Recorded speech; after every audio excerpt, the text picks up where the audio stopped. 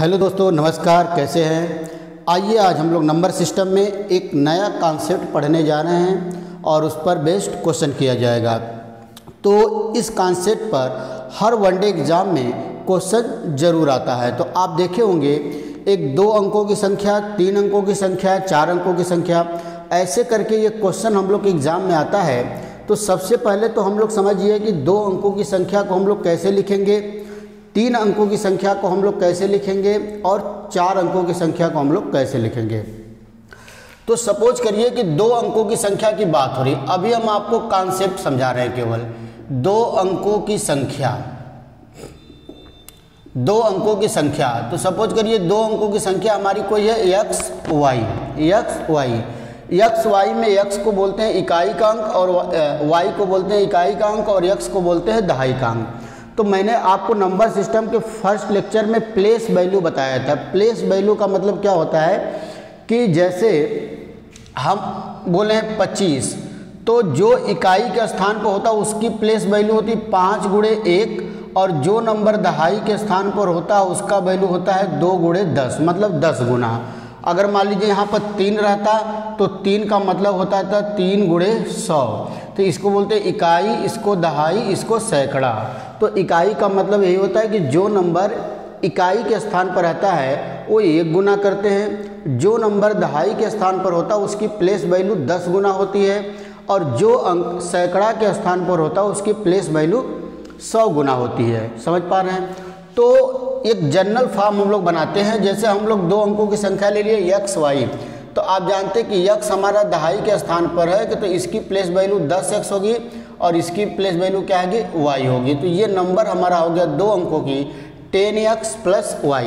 तो आपको अगर 2 अंकों की कोई भी संख्या मानना होगा तो हमेशा 10x प्लस y मानेंगे, या कोई और भी वेरिएबल ले सकते हैं जैसे 10a प्लस b, ऐसा भी ले सकते हैं, कोई दिक्कत नहीं है। अब यहीं पर 3 अंकों की संख्या की अगर हम बात करें, 3 अंकों की संख्या, 3 अंकों की संख्या की बात किया जाए तो वो हमारा होता है एक्स वाई जेड। तो देखिए ये सैकड़ा की जगह पर है तो इसकी प्लेस वैल्यू 100x हो जाएगा। ये दहाई की जगह पर है तो इसको लिखेंगे 10y और ये जेड इकाई की जगह पर है तो जेड गुणे 1 करें, चाहे जेड प्लस बस केवल जेड करें, बात एक ही है।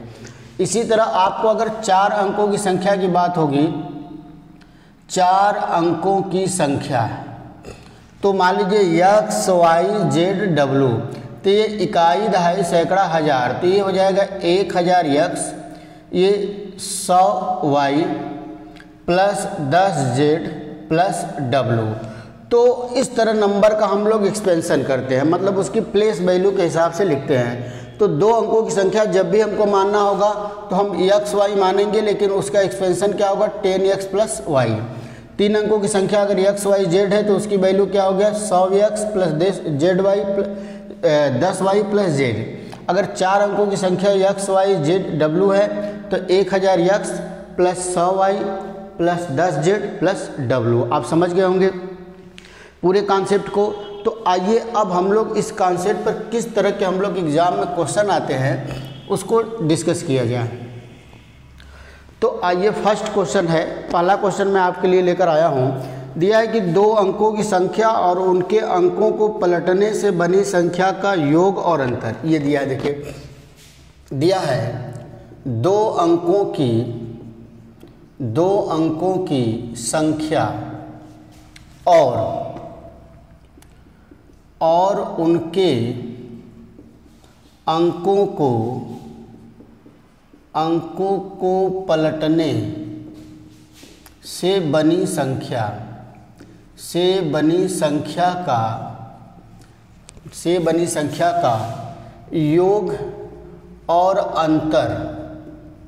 योग और अंतर हमेशा किससे विभाजित होंगे, अब देखिए ये हमारे लोग का क्वेश्चन है। हम लोग का पहला क्वेश्चन है, दिया है कि एक 2 अंकों की संख्या और उनके अंकों को पलटने से जो संख्या बनेगी उसका योग और अंतर हमेशा किससे विभाजित होगा। तो आइए बात करें। 2 अंकों की संख्या अगर हम लोग एक्स वाई मानते हैं तो इसका एक्सपेंशन होगा 10x प्लस वाई। तो डायरेक्ट आप 10x प्लस वाई भी मान सकते हैं। अब बोला कि उसके अंकों को पलटने पर, तो x y को पलट देंगे। पलटने का मतलब ये है कि जो इकाई का अंक है वो दहाई का बन जाएगा और जो दहाई का अंक है वो इकाई का बन जाएगा। तो ये हमारा नंबर बन जाएगा yx, और फिर इसका एक्सपेंशन करेंगे तो ये होगा 10y प्लस x। ये दोनों नंबर हम लोग का तैयार हो गया। अब बोला कि इनका योग और अंतर, तो सबसे पहले हम लोग योग वाला देख लेते हैं। तो 10x plus y plus 10y plus x, तो 10x और x होके 11x हो जाएगा, और 10y प्लस y जोड़ेंगे तो क्या हो जाएगा 11y। तो 11 इसमें से कॉमन ले लें तो ये बन जाएगा x प्लस y। तो अब देख रहे हैं कि जो इनका योगफल आ गया वो 11 ब्रैकेट में x प्लस वाई। तो अब आप देख रहे हैं कि x प्लस वाई की वैल्यू चाहे कुछ भी आ जाए, ये नंबर हमेशा 11 का मल्टीपल होगा। x और y की वैल्यू कोई भी अंक, आप जानते हैं कि x y की वैल्यू 0 से लेकर 9 के बीच में कुछ भी हो सकता है, 0 से लेकर 9 तक, लेकिन ये जो 11 होगा ये हमेशा ही रहेगा। तो इसका मतलब ये नंबर जो भी आएगा वो 11 का मल्टीपल ही होगा। तो इसका मतलब जो योग होगा वो 11 से हमेशा विभाजित होगा, 11 से हमेशा विभाजित होगा। ये योग की बात हो गया। अब देखिए यहीं पर अंतर की बात हम लोग कर लेते हैं। अंतर, तो अंतर 10x plus y minus 10y plus x, तो ये हमारा हो जाएगा 10x प्लस वाई, ब्रैकेट हटाएंगे माइनस 10y माइनस x। तो 10x में से x चला गया 9x, 10y में से y गया माइनस 9y, तो ये हो जाएगा 9x माइनस वाई। तो अब देख रहे हैं जो अंतर है वो x माइनस वाई का मान जो भी आएगा, लेकिन ये हमेशा 9 का मल्टीपल होगा। इसका मतलब ये हमेशा 9 से विभाजित होगा। किससे विभाजित होगा भाई? 9 से विभाजित होगा हमेशा। तो दो चीज़ आपको बिल्कुल याद कर लेना है, क्योंकि इसका हमेशा फिक्स आंसर होगा। क्या होगा? अगर दिया दो संख्याओं का योग, दो संख्या और उनके अंकों को पलटने से बनी संख्या का योग हमेशा किससे विभाजित होगा, तो उसका आंसर आपका होगा 11। और पूछा कि उनका अंतर किससे विभाजित होगा, तो उसका आंसर हमेशा होगा आपका 9। क्या हो जाएगा दोस्तों? 9 हो जाएगा। अब इस क्वेश्चन को अपने मन से किसी एग्जाम्पल के थ्रू भी समझ सकते हैं। जैसे सपोज करिए कि कोई भी नंबर ले लिया, आप नंबर ले लिए 23, और जब इसके अंकों को पलट देंगे तो ये क्या बन जाएगा? 32, और जब इसको जोड़ेंगे तो ये 55 होगा। 55 का मतलब 11 गुणे 5। सपोज करिए आप दूसरा नंबर ले लिए, जैसे आप ले लिए 45, इसको पलटेंगे तो क्या बन जाएगा? 54, तो इसको जोड़ेंगे तो क्या आएगा? 99। 99 का मतलब क्या होता है? 11 गुणे 9। तो देखिए ये भी 11 से विभाजित हो गया, ये भी 11 से विभाजित होगा। कोई भी लेंगे 11 का मल्टीपल जरूर आएगा। इसी तरह कोई भी एग्जाम्पल लेके जब अंतर निकालेंगे तो वो 9 का मल्टीपल आएगा। तो दो कॉन्सेप्ट आपको बिल्कुल क्लियर हो गया कि दो अंकों की किसी संख्या और उनके अंकों को पलटने से बनी संख्या का योगफल, उसकी वैल्यू आता है 11x प्लस वाई। अगर आपको ये रिजल्ट याद हो जाए तो और भी बेहतरीन है। 11x प्लस वाई मतलब वो 11 से हमेशा कटेगा, और जो उनका अंतर आता है वो 9 से हमेशा कटेगा, और ये वैल्यू आता है 9 ब्रैकेट में x माइनस वाई। तो दो रिजल्ट आपको याद रहेगा, क्योंकि इसका आंसर कभी बदलेगा नहीं। योग 11 से और अंतर 9 से विभाजित होगा। बहुत ही बेहतरीन क्वेश्चन था। आइए नेक्स्ट क्वेश्चन किया जाए अगला। एक एक कॉन्सेप्ट आपको क्लियर होना चाहिए, कहीं पर कोई कंफ्यूजन, मैथ में कोई भी चीज़ रटने वाली नहीं होना चाहिए। अब देखिए क्वेश्चन नंबर 2 बहुत ही बेहतरीन क्वेश्चन पूछा हुआ है। दिया कि दो अंकों की संख्या और उनके अंकों को पलटने से बनी संख्या का योगफल 132 है। बोला है कि दो अंकों की एक संख्या और उनके अंकों को पलटने से बनी संख्या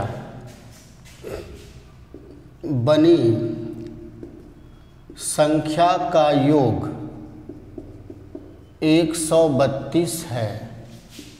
तो बताइए तो बताइए। अब इसमें देखिए क्वेश्चन है, पहला क्वेश्चन है ऐसी कितनी संख्या संभव है। पहला क्वेश्चन है ऐसी कितनी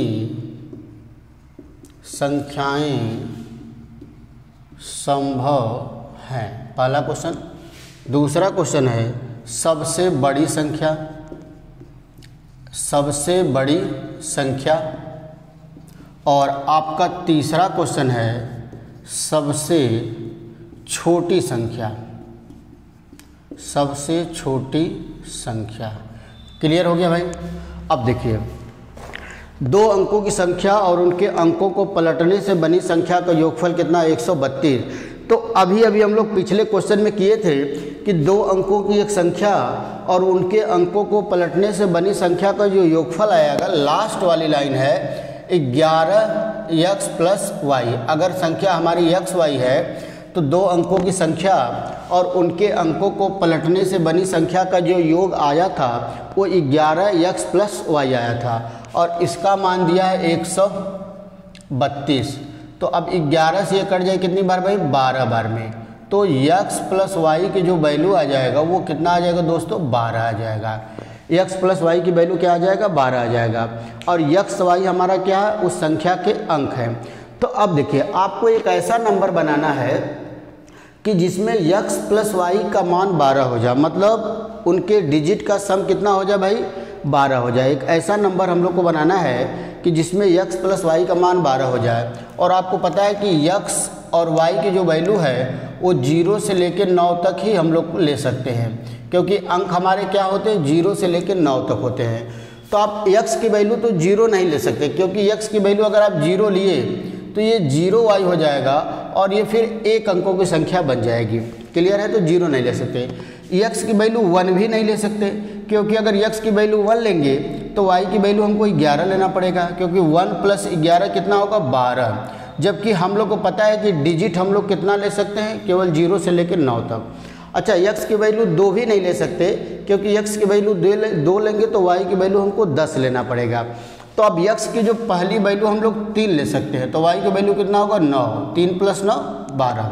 और x की वैल्यू 4 लेंगे तो y की वैल्यू 8। x की वैल्यू 5 लेंगे तो y की वैल्यू 7। x की वैल्यू 6 लेंगे तो y की वैल्यू 6। और x की वैल्यू 7 लेंगे तो y की वैल्यू 5। x की वैल्यू 8 लेंगे तो y की वैल्यू 4। और x की वैल्यू 9 लेंगे तो y की वैल्यू 3 हो जाएगा। तो देखिए, जब x की वैल्यू 3 लेंगे और y की वैल्यू 9 लेंगे तो एक नंबर बनेगा 39, यहाँ से नंबर बनेगा 48, यहाँ से नंबर बनेगा 57, यहाँ से नंबर बनेगा 66 और यहाँ से 75, यहाँ से 84 और यहाँ से 93। तो कितने नंबर बने, 1 2 3 4 5 6 7। तो पहला जो क्वेश्चन पूछा था ऐसी कितनी संख्या संभव है, तो इसका आंसर हो जाएगा 7, मतलब 7। कितना हो जाएगा, 7। अब पूछा था सबसे बड़ी संख्या, तो आप देख रहे हैं कि सबसे बड़ी संख्या कितनी है, 93। तो सबसे बड़ी संख्या हो जाएगी 93। और सबसे छोटी संख्या कितनी है, 39। तो सबसे छोटी संख्या कितनी हो जाएगी दोस्तों, 39 हो जाएगी। क्लियर है। बहुत ही बेहतरीन क्वेश्चन और बहुत ही सिंपल क्वेश्चन है। बस दिया था कि दो अंकों की संख्या और उनके अंकों का योग कितना, 132।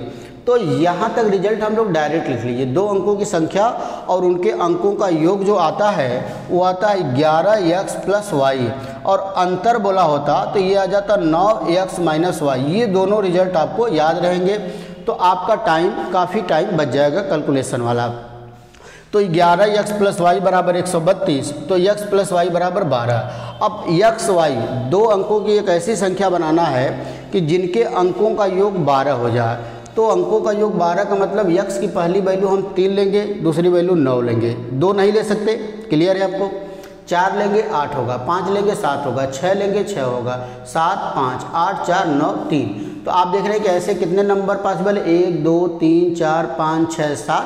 और सबसे बड़ी संख्या 93 और सबसे छोटी संख्या क्या हो जाएगी दोस्तों, 39, मतलब 39। क्लियर है आपको, बिल्कुल। तो आइए अगला क्वेश्चन, नेक्स्ट क्वेश्चन किया जाए। बहुत ही बेहतरीन क्वेश्चन है और कॉन्सेप्ट आपको क्लियर हो जाए तो क्वेश्चन की बहुत वैल्यू नहीं, आप 2 क्वेश्चन भी कर लेंगे तो वो भी आपका पर्याप्त रहेगा। कॉन्सेप्ट अगर आपका क्लियर है ये नहीं कि आपको एक ही कॉन्सेप्ट पर 100-200 क्वेश्चन करना है। इससे अच्छा है कि कॉन्सेप्ट को क्लियर किया जाए और कम क्वेश्चन करेंगे तो भी कोई दिक्कत नहीं है। तो आइए एक और क्वेश्चन करते हैं। एक दिया कि 3 अंकों की संख्या और उनके अंकों को पलटने से बनी संख्या का अंतर हमेशा किससे विभाजित होगा। ये क्वेश्चन दिया है। 3 अंकों की संख्या और उनके अंकों को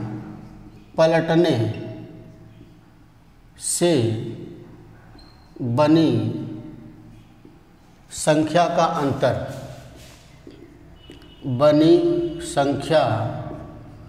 का अंतर हमेशा किससे विभाजित होगा। हमेशा किससे विभाजित होगा। अब इसका ऑप्शन भी दिया है। ए ऑप्शन दिया है 99, बी ऑप्शन दिया है 11, सी ऑप्शन दिया है 9 और डी मान लीजिए दे दिया सभी। ये 4 ऑप्शन दिया है। अब दिया है कि एक 3 अंकों की संख्या और उनके अंकों को पलटने से बनी संख्या का अंतर। अब देखिए 3 अंकों की संख्या हमारी होगी x, y, z और जब इसका एक्सपेंशन करेंगे तो ये होगा 100x plus 10y plus z। अब देखिए जब इसके अंकों को आप पलटेंगे तो जब 2 अंकों की संख्या की हम लोग बात कर रहे थे तो x, y था, तो ये इकाई वाला और ये दहाई वाला, जब इसको पलट रहे थे तो ये yx बन गया। तो ये इधर से फिर इधर से हो जाएगा। 2 अंकों की संख्या में 2 ही डिजिट थे तो पलट जा रहे थे। अब 3 अंकों की संख्या में हम लोग कैसे पलटेंगे। तो अब देखिए x, y, z जब आप पलटेंगे तो इधर से क्रम लिख देंगे z, y, x। z पहले हो जाएगा, इधर पहले लास्ट में सबसे क्या था z था, फिर y था, फिर x था। लेकिन जब इसको पलटेंगे तो ये z पहले हो जाएगा, फिर उसके बाद y, फिर उसके बाद x। तो इसमें क्या है कि जो दहाई वाला अंक है, उसका पोजीशन नहीं चेंज होगा। ये यहाँ भी दहाई के अंक पर था, दहाई के स्थान पर, और इसमें भी ये दहाई के स्थान पर ही रहेगा, क्योंकि इधर से पढ़ेंगे तो x, y, z और इधर से लेंगे तो z, y, x। तो मतलब जो y है वो दहाई वाले स्थान पर पहले भी था और बाद में भी रहेगा। यही इसमें खास बात है। तो ये हो गया। और जब इसका एक्सपेंशन करेंगे तो ये होगा 100z plus 10y plus x। अब दोनों का क्या लेना आपको, डिफरेंस। तो ये हमारा बन जाएगा 100x, ये 10y plus z minus 100z minus 10y minus x। तो अब देखिए 10y से माइनस 10y कैंसिल। अब 100x में से x जाएगा तो ये हो जाएगा 99x और माइनस 100z में से z जाएगा तो 99z 99z। तो 99 कॉमन लेंगे तो ब्रैकेट बचेगा x माइनस z। अब जैसे दिखा 99x माइनस z, तो बहुत से स्टूडेंट क्या होंगे कि पहला वाला ऑप्शन लगा देंगे। उनको जैसे 99 दिखेगा आप वो समझ जाएंगे कि ये 99 से डिविजिबल होगा। लेकिन अब देखिए जो 99 का फैक्टर होगा वो 11 गुणे 9 होगा। तो जो नंबर 99 से विभाजित होगा वो 11 से भी होगा और 9 से भी होगा, 11 से भी होगा और 9 से भी होगा। तो ये जो नंबर होगा 3 अंकों की संख्या और उनके अंकों को पलटने से बनी संख्या किससे विभाजित होगा, तो 99 से भी होगा, 11 से भी होगा, 9 से भी होगा। इसका मतलब कि हमको डी ऑप्शन लगाना पड़ेगा सभी। कौन सा ऑप्शन लगाएंगे भाई, डी ऑप्शन। जिस भी ऑप्शन में डी ऑप्शन सभी दिया हो या नॉन ऑफ दिस दिया हो तो उस ऑप्शन को आप एक बार ज़रूर चेक कर लेंगे कि सभी दिया है तो ज़रूर इसमें कोई ना कोई बात होगी। क्लियर है, ये आपको क्लियर आ गया। तो इसका आंसर क्या होगा 99, 11, 9। तो ये भी रिजल्ट आप याद कर लीजिए कि एक 3 अंकों की संख्या और उनके अंकों को पलटने से बनी संख्या का जो अंतर आता है वो आता है 99 ब्रैकेट में x माइनस जेड। x हमारा सैकड़ा वाला अंक है और z हमारा क्या है भाई, इकाई वाला अंक है। क्लियर हो रहा है आपको। तो आइए नेक्स्ट क्वेश्चन किया जाए। बहुत ही बेहतरीन क्वेश्चन है। नेक्स्ट क्वेश्चन देखिए, इसी कॉन्सेप्ट पर ये आपको रिजल्ट अगर याद रहेगा कि 3 अंकों की संख्या और उनके अंकों को पलटने से बनी संख्या का जो अंतर आता है वो तो 99x-z होता है। ठीक है, तो आइए अगला क्वेश्चन देखिए, दिया है कि 3 अंकों की संख्या और उनके अंकों को पलटने से बनी संख्या का अंतर, यहाँ तक सेम है, अंतर कितना है 594 है। तो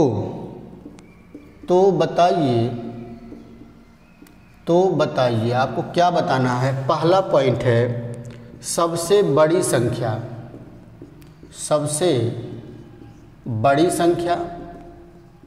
और जो बी है सबसे छोटी संख्या, ये 2 क्वेश्चन हम लोग को फाइंड आउट करना है। तो अब देखिए ये अगर रिजल्ट हम लोग को याद है तो हम लोग का काफ़ी लाइन हम लोग का बच जाएगा। हम लोग जानते हैं कि 3 अंकों की संख्या और उनके अंकों को पलटने से बनी संख्या का अंतर जो आएगा वो आएगा 99x-z और इसकी वैल्यू दिया है 594। कितना दिया है दोस्तों 594। तो अब ये देखिए 9 × 6 = 54, 6 बार में कट जाएगा। इसका मतलब x-z की जो वैल्यू आ गई वो कितनी आ गई दोस्तों 6 आ गई। देख लीजिए बहुत ही बेहतरीन क्वेश्चन है ये, बहुत ही अच्छा कॉन्सेप्ट है। x-z की वैल्यू कितनी आ गई 6 आ गई। अब हमारे पास एक 3 अंकों की संख्या है x, y, z और हमारे पास एक कंडीशन है कि x-z हमारा 6 होना चाहिए। मतलब जो सैकड़ा वाला अंक है और जो इकाई वाला अंक है उन दोनों का डिफरेंस कितना होना चाहिए दोस्तों 6 होना चाहिए। तो अब देखिए जब सबसे बड़ी अंकों की संख्या की बात करेगा, जब आपको 3 अंकों की सबसे बड़ी संख्या बनाना है तो बड़ी संख्या तभी बनेगा जब सैकड़े वाले स्थान पर आप सबसे बड़ा अंक रखेंगे। और आपको पता है कि 0 से लेकर 9 तक में जो सबसे बड़ा अंक होता है वो क्या होता है 9 होता है। इसका मतलब x की वैल्यू हम लोग रख सकते हैं 9, तो z की वैल्यू हमको क्या लेना पड़ेगा 3, क्योंकि x-z बराबर कितना होना चाहिए 6। फिर x की वैल्यू हम लोग रख सकते हैं 8, तो z की वैल्यू हमको क्या लेना पड़ेगा 2। फिर x की वैल्यू हम लोग रख सकते हैं 7, तो z की वैल्यू हमको 1। और फिर x की वैल्यू हम लोग 6, तो z की वैल्यू 0 हम लोग रख सकते हैं। x की वैल्यू को 0 नहीं ले सकते हम लोग, क्योंकि 0 लेंगे तो ये 3 अंकों की बजाय 2 अंकों की संख्या बन जाएगी। अब देखिए ये x और z का मान तो हम लोग कर लिए, x और z का मान हम लोग रख लिए। अब y की वैल्यू हम लोग क्या रखा जाए, y के बारे में कोई भी कंडीशन हमारे पास नहीं है, तो अपने मन से हम लोग को y की जो वैल्यू है वो 0 से लेकर 9 तक में कोई भी डिजिट रख लेना है। तो अब देखिए जब सबसे बड़ी अंक की बात होगी तो हम कोशिश करेंगे कि y मतलब दहाई वाला अंक भी हमारा सबसे क्या हो जाए बड़ा हो जाए। तो y की सबसे बड़ी वैल्यू हम लोग क्या रख सकते हैं भाई 9, क्या रख सकते हैं 9 रख सकते हैं। तो जो सबसे बड़ी संख्या हमारी बन गई वो बन गई 993। तो पहला जो आंसर होगा वो कितना होगा दोस्तों 993 हो जाएगा। क्लियर है 993। अब जो सबसे छोटी संख्या बन रही ये बन रही है और यहाँ पर y की वैल्यू भी हम क्या रख सकते हैं 0। 600 भी एक 3 अंकों की संख्या है, इसके अंकों को पलटेंगे तो 6 बनेगा और उनका डिफरेंस लिखानेंगे तो भी हमारा कितना आ जाएगा 594 आ जाएगा। तो जो सबसे छोटी संख्या हमारी है वो हमारी कितनी आ गई भाई 600 आ गई। क्या आ गई 600 आ गई। क्लियर है, क्योंकि x और z का मान तो कन्फर्म हो गया। अब आपको y की वैल्यू रखना है और सबसे बड़ी और सबसे छोटी संख्या आपको बनाना है। तो आपको पता है कि सबसे बड़ी संख्या तो यही होगी, क्योंकि सैकड़े के जगह पर 9 है, तो हम लोग y की जगह पर भी क्या रख दें 9 रख दें, तो ये सबसे बड़ी संख्या बन जाएगी 993। आप चाहे तो 8 भी रख सकते हैं, 7 भी रख सकते हैं, लेकिन उस केस में सबसे बड़ी संख्या नहीं बनेगी। क्लियर हो गया। और सबसे छोटी संख्या यहाँ से बनना है और ये 6 है ये 0 है, तो y का मान भी हम लोग क्या रख सकते हैं 0 रख सकते हैं, बीच में हमारा 0 आ सकता है। तो ये कॉन्सेप्ट आपको बिल्कुल क्लियर हो गया, बहुत ही बेहतरीन कॉन्सेप्ट था। तो आइए नेक्स्ट क्वेश्चन किया जाए। अगले क्वेश्चन की तरफ हम लोग बढ़ेंगे। बिल्कुल इस कॉन्सेप्ट पर जो भी क्वेश्चन आपके एग्ज़ाम में आएगा वो सारे क्वेश्चन आप कर पाएंगे। बहुत ही आसान क्वेश्चन आता है, आपका कॉन्सेप्ट बिल्कुल क्लियर होना चाहिए, कोई मुश्किल क्वेश्चन नहीं है अगर आपका कॉन्सेप्ट क्लियर है। तो अब देखिए अगला क्वेश्चन हम लोग लिखते हैं। अगला क्वेश्चन हम लोग का क्या दिया है, नेक्स्ट क्वेश्चन नंबर 5, शायद क्वेश्चन नंबर 5 है। दिया है कि एक 2 अंकों की संख्या में 36 जोड़ा जाए तो संख्या के अंक आपस में बदल जाते हैं। दिया है कि यदि 2 अंकों की संख्या में 36 जोड़ दिया जाए, 36 जोड़ दिया जाए तो संख्या के अंक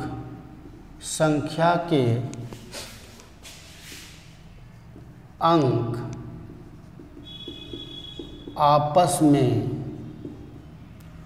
बदल जाते हैं। संख्या के अंक आपस में बदल जाते हैं, ठीक है। और संख्या के दहाई का अंक इकाई के अंक के आधा है। बोला है कि और संख्या के इकाई का अंक, संख्या के इकाई का अंक दहाई के अंक का आधा है। दहाई के अंक का आधा है, तो वह संख्या क्या है? तो वह संख्या बताइए, वह संख्या बताइए। क्लियर है? तो आइए इस क्वेश्चन को किया जाए। बहुत ही बेहतरीन क्वेश्चन है। दिया है कि यदि 2 अंकों की किसी संख्या में 36 जोड़ दें तो संख्या के अंक आपस में बदल जाते हैं। इसका मतलब ये हुआ कि अगर नंबर 27 है तो ये बन जा रहा है 72। अंक बदलने का मतलब एग्जाम्पल है, 27 है तो 72। जैसे अगर कोई नंबर 45 है तो ये कितना बन जाएगा? 54, ये बोल रहा है। क्लियर? एक कंडीशन है। और दूसरा दिया कि संख्या के इकाई का अंक, इसको चेक कर लेते, संख्या के नहीं, यदि संख्या के दहाई का अंक इकाई के अंक आधा है। देखिए ये गलत हो गया। संख्या के, यदि संख्या के दहाई का अंक, संख्या के दहाई का अंक इकाई के अंक का आधा, ये चीज़ है। यहाँ पर थोड़ा सा करेक्शन किया जाए। संख्या के दहाई का अंक इकाई के अंक का आधा है तो वह संख्या क्या होगी? अब देखिए, आपको पता है कि 2 अंकों की संख्या हम लोग क्या मानते हैं? 10x + y। अब इस संख्या में अगर हम लोग 36 जोड़ दे रहे हैं तो ये बन जा रहा है कि 10y + x। मतलब पहले संख्या हमारी xy थी, 36 जोड़ने के बाद क्या बन गया? yx। तो xy को हम लोग क्या लिखेंगे? 10x + y, इसमें 36 जोड़ेंगे तो ये yx बन जाएगा। yx का मतलब क्या हो जाता है? 10y + x। अब इसको हम लोग सॉल्व कर लेते हैं। इधर लाते हैं तो x घटेगा तो बचेगा 9x, ये आएगा तो -9y बराबर -36। 9 से भाग दे दें तो x - y बराबर -4। Equation number 1, equation number 1। अब अगली लाइन दिया है कि संख्या के दहाई का अंक मतलब x इकाई का आधा है। तो संख्या हमारी xy है, तो आप जानते हैं कि ये इकाई है दहाई। जो x है y का आधा है, मतलब x बराबर y/2 है। तो y बराबर क्या हो जाएगा दोस्तों?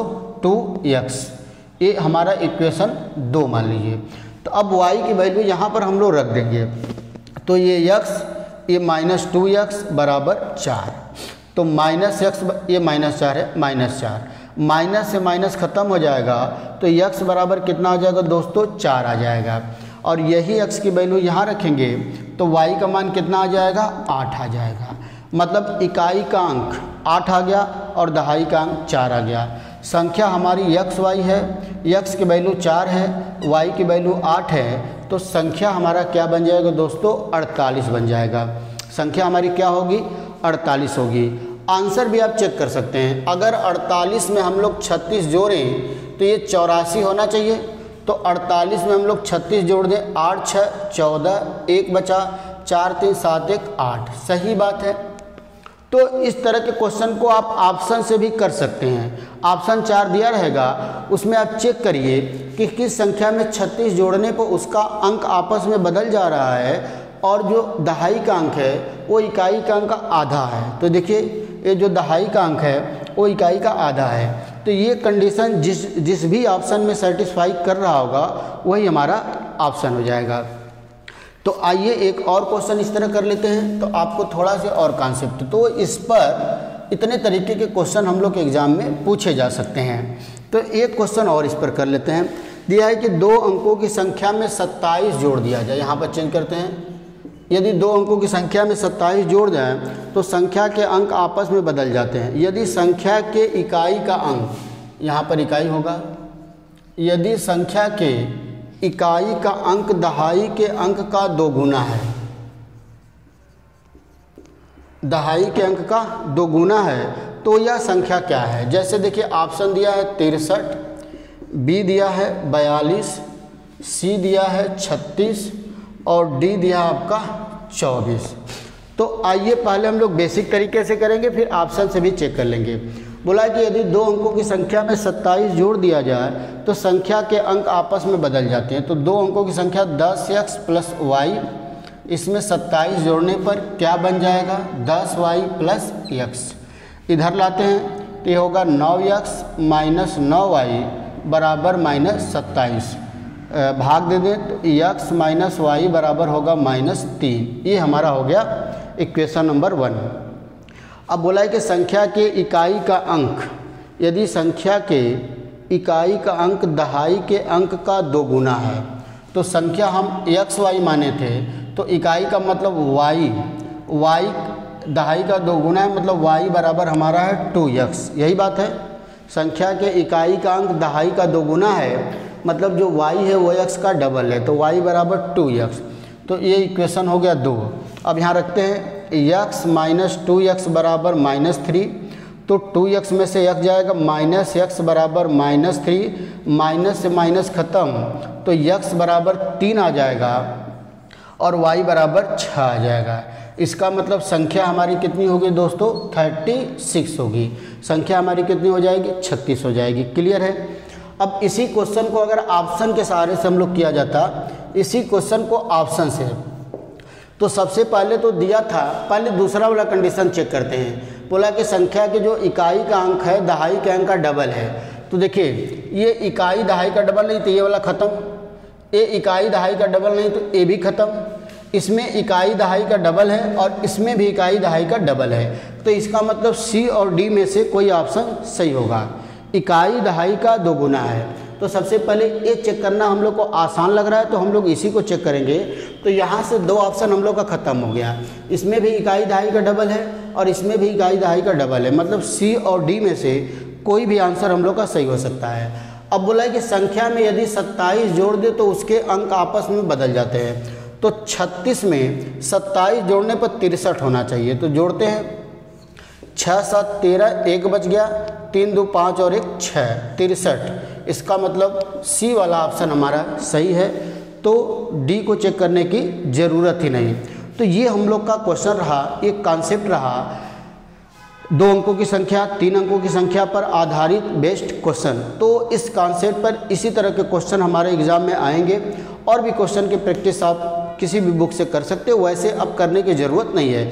बस क्वेश्चन को कम करिए, लेकिन कॉन्सेप्ट आपका बिल्कुल क्लियर होना चाहिए, ताकि अगर एग्जामिनर थोड़ा सा चेंज भी करता है तो भी क्वेश्चन आप कर पाएंगे। क्वेश्चन रटने की कोशिश कभी मत करिए। मैथ में बिल्कुल फार्मूला याद करना, ट्रिक याद करना, ये सब कोशिश आप कभी मत करिए, नहीं तो कभी भी मैथ आप सीख नहीं पाएंगे। आपको अच्छा लगेगा, बहुत से मतलब आप देखते होंगे वीडियो और भी यूट्यूब पर आपको ट्रिक बताते हैं, मतलब कुछ तरीका बताते हैं कि ये करो, इसमें गुणा वो करो तो आंसर आ जाएगा। वो तो आपको उस समय अच्छा लगेगा, लेकिन एग्ज़ाम तक वो चीज़ें आपको याद नहीं रहेगी, और ट्रिक केवल जो जिस क्वेश्चन में वो बताएंगे उसी क्वेश्चन में अप्लाई होगा। तो आप कोशिश करिए, मैथ में अच्छा स्कोर करने का तरीका है, मैथ सीखने का तरीका यही है कि मैथ के आप बिल्कुल लॉजिक को समझिए, कॉन्सेप्ट को समझिए, फिर आप कोई भी क्वेश्चन सॉल्व कर लेंगे। तो दोस्तों वीडियो को देखिए, कमेंट करिए, शेयर करिए।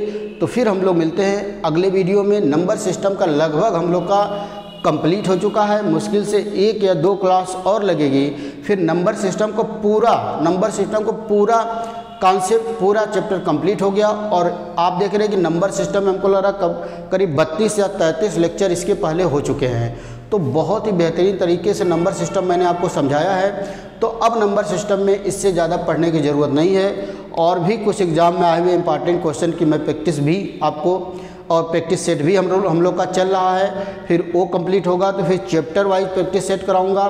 तो मैथ में आपको बस मेरे साथ जुड़े रहेंगे तो मैथ आपको कहीं से पढ़ने की ज़रूरत नहीं पड़ेगी। तो दोस्तों अगले वीडियो मिलते हैं, तब तक के लिए नमस्कार, धन्यवाद।